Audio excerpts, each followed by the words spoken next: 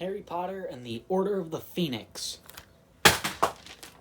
has Harry Potter starting Dumbledore's army and then looking for a prophecy in the second half. I've seen this twice before, and this is my third time watching it. Third time is for this review.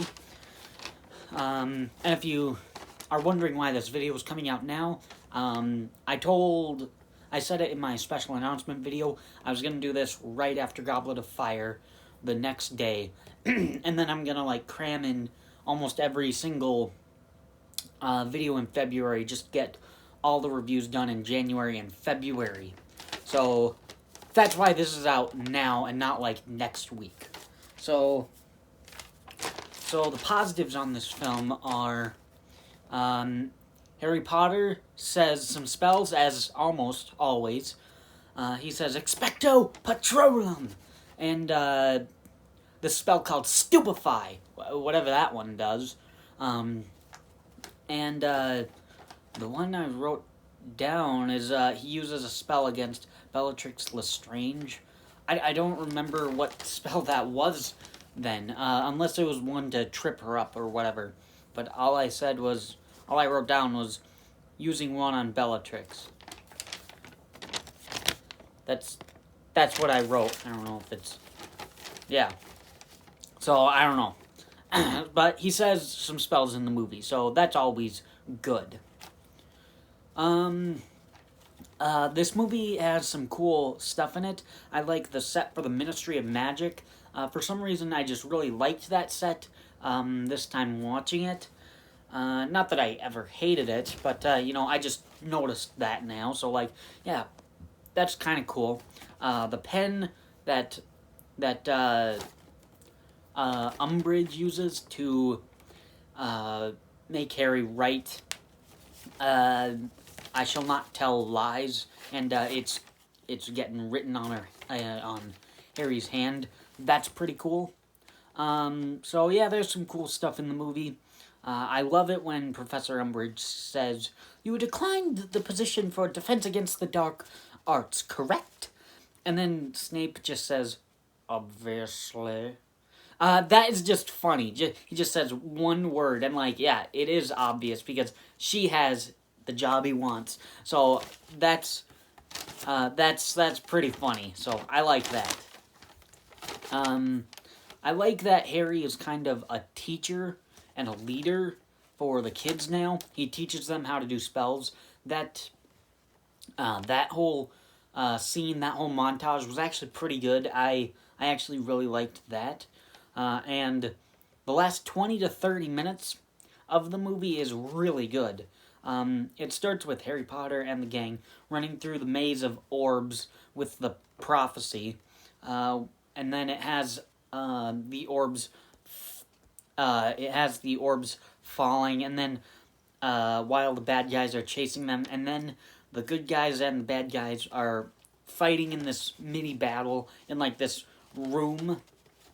And it was just complete chaos. Everyone is fighting, and it really kicked off. I love the moment where Sirius comes in and then he says, "Get away from my grandson," and then he hits whoever he hits, and then from there on it just went for the last 20 minutes. So it was really good, and it ends with Dumbledore and Voldemort duking it out, just shooting their wands and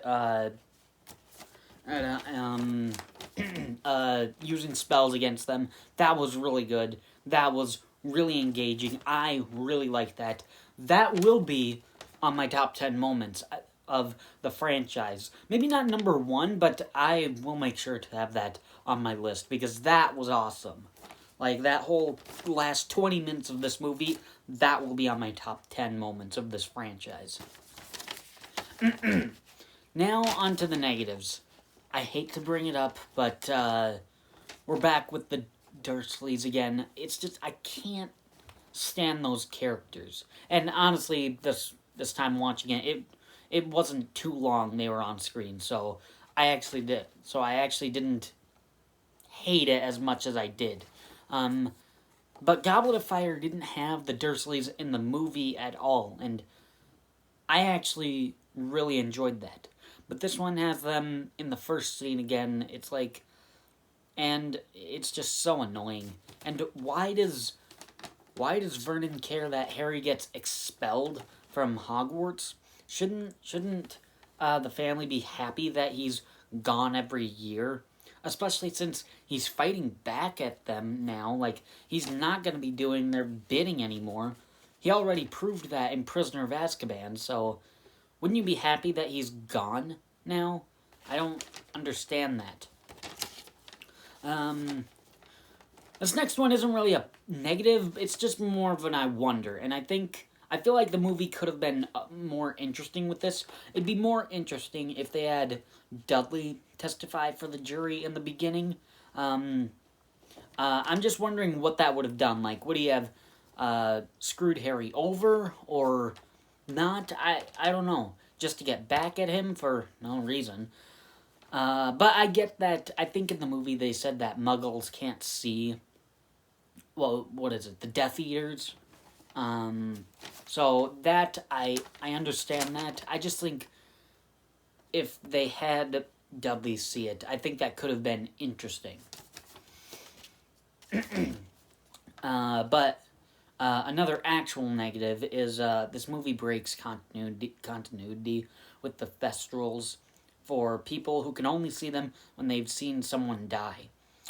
And Harry can now see the Thestrals, but because he saw Cedric die. But he saw his mom die as a baby. Like, shouldn't that count?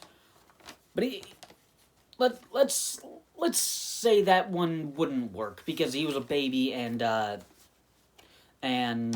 maybe he doesn't remember that. Okay, that's understandable. What about Professor Quirrell? Does that not count? Because Harry saw him die, let alone he killed him. Does that not count if you kill that person?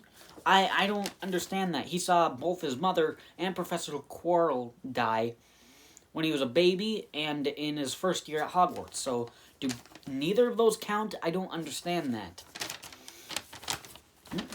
And also, after their training, after they're going on to Christmas break, one of the girls says, like, or Cedric's ex-boyfriend, she said, I wonder if Cedric knew this stuff. And Harry said, yeah, he was great, but Voldemort was better. What? No, Harry. Wormtail killed Cedric, and Cedric didn't even have a chance to actually fight back. He was just standing there, and then Wormtail was just like, boom! With whatever spell he used, and then the killing curse, I think, and then killed him. So Wormtail killed Cedric, because apparently Harry didn't remember that Voldemort was still an ugly little baby thing. That was before Wormtail put him in the boiling vat of boil. So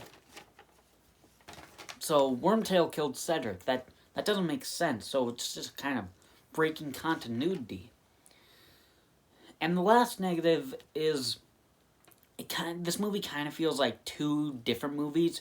The first half is Harry building an army and whatnot, and then the second half is them going to get the orb and to find out the prophecy, and that was actually interesting. The first half is kind of boring.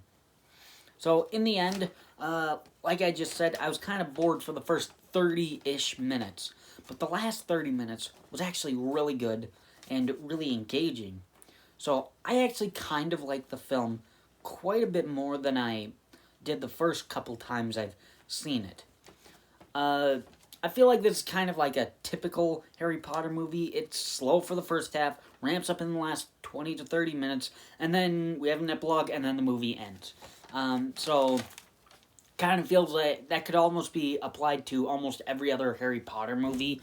But this one, I think I actually liked it a bit more than the first couple of times I watched it. So I actually really enjoyed Harry Potter and the Order of the Phoenix. It was pretty good. Thanks for watching.